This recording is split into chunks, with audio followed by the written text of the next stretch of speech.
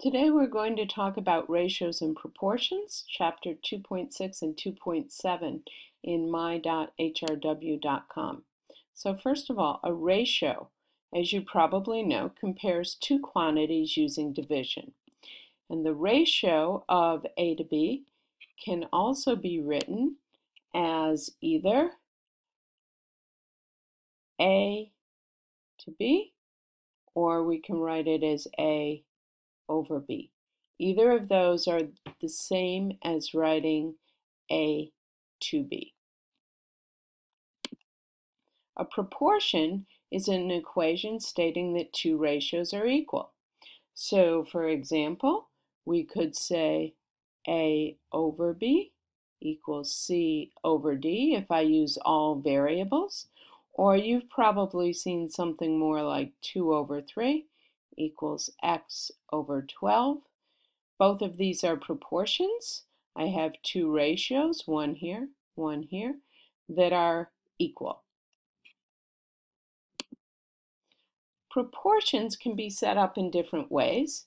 If we have a word problem, it's sometimes helpful to translate that into charts. So here's our word problem about milkshakes. A double recipe calls for 2 cups of ice cream to make 24 ounces of milkshake.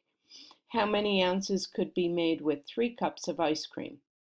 You could set up your chart either way, with the cups of ice cream, ounces of milkshake across the top, or that could be vertical, and you could have double recipe, larger recipe.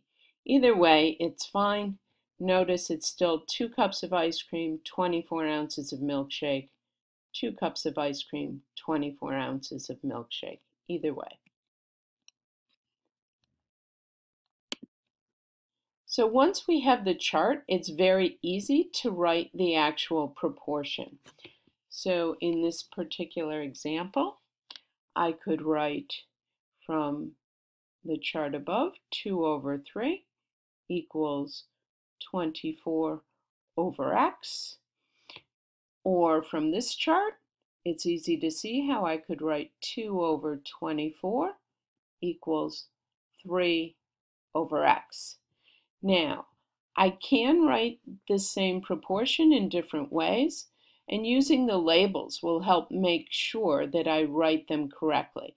So notice 2 over 3 is 2 cups of ice cream, 3 cups of ice cream, and I'm comparing the double recipe to the larger. So I'm going to use the label double to larger, and on the other side, you'll notice I've done the same thing. I'm going to use abbreviations here. D for double, 24 is the double recipe, and X is the larger. So I have them in the same order, double to larger, double to larger. Over here, 2 and 24, both the double recipe. I'm comparing cups of ice cream to ounces of milkshake. 3 over X is still cups of ice cream, ounces of milkshake. So I've got cups to ounces, and on this side, cups to ounces. Because these are in the identical order, I know that my proportion is set up correctly. There are other ways I could use this chart to write equivalent proportions. For example, 24 over 2 equals X over 3 is also fine because I've got 24 is ounces to cups. So I've got ounces to cups, and X is still ounces to 3 is the cups. So again, same order, perfectly fine. What I cannot do is something like this. 24 to 2 equals 3 over X, because then I would have ounces to cups equals cups to ounces. And these are not in the same order, so this is incorrect. Next, to solve a proportion, the safest way is to use the multiplication property of equality to isolate the variable. So let's say I have the proportion 2 over 7 equals x over 9. I want to isolate the x to get x equals, so I can multiply both sides by any number I choose. I'm going to try to isolate x, so I want to multiply by 9. 9 over 1. And what happens? The 9's cancel, and on this side I get x over 1, or x, which is exactly what I wanted, and on the other side I've got 9 times 2, or 18, over 7. So I've solved this proportion, and x equals 18 over 7. If you want to cross multiply, I'm sure many of you have learned to do proportions by cross multiplying. A word of caution for you. Make sure that the only time you cross multiply is across an equal sign. To help you remember that, I say you can only cross through a crosswalk. Notice this equal sign looks like a crosswalk. So it is okay to multiply 7 times x and 2 times 9. And I would write 7x equals 2 times 9. So I would have 7x equals 18. And if I solve that, I get 7, dividing both sides by 7 by the division property of equality, and x equals 18 over 7 again. Now, the question is, why does this work? The reason this works is that what you are essentially doing is still using the multiplication property of equality, but you're multiplying by the common denominator of 7 times 9 on both sides. Let's see how that works.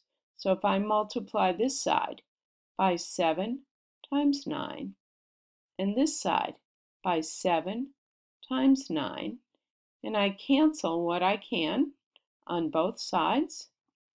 The 9's cancel on this side, and the 7's cancel on this side. So what am I left with? 9 times 2 equals x times 7, which is exactly the same as this. So this is why cross multiplying works, because you're really using the multiplication property of equality. It also explains why you can only cross through a crosswalk. So the danger in using this cross multiplication, I'll just warn you about. Sometimes students try to cross multiply when there is no crosswalk. If you have 2 over 7 plus x over 9, you cannot cross multiply. This is an addition sign. It's not a crosswalk, so we cannot just cross multiply. So be careful about that. One final thing,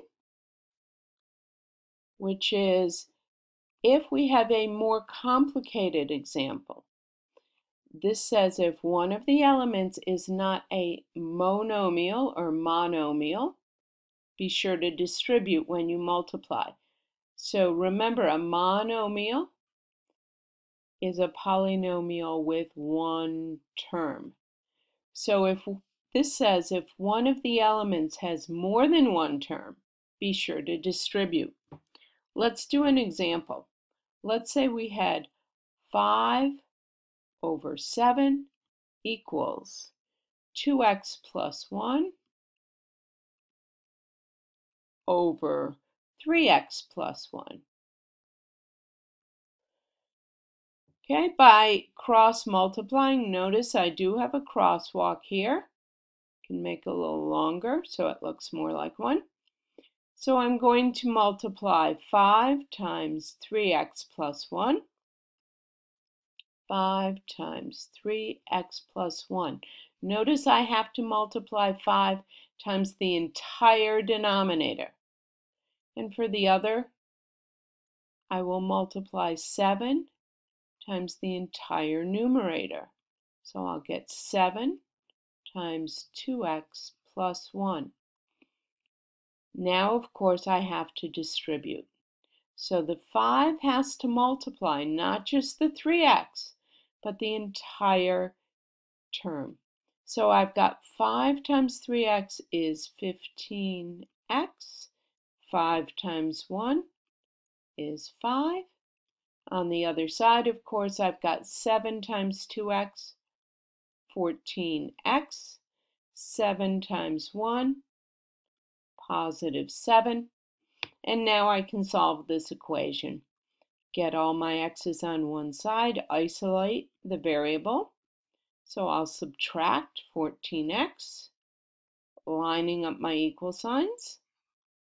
So I've got 5 equals, this is 15x minus 14x is 1x plus 5 equals, these of course cancel, and I get 7.